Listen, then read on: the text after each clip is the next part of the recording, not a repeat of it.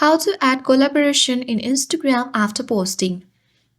Open Instagram app on your device and make sure that you sign in. Tap on profile at bottom right corner of your screen to view your profile feed. From your profile feed section, open a post where you want to add collaboration. Tap three dots at top right. Tap on edit icon. Select add collaborators at top of your screen.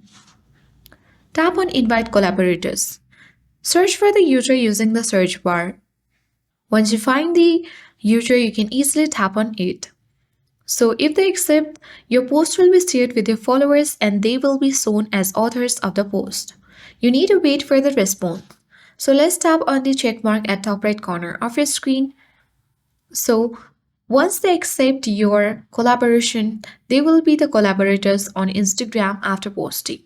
So that's how you can add collaboration in Instagram after posting. I hope this guide was helpful. If it was, then do like, share, comment, and don't forget to subscribe.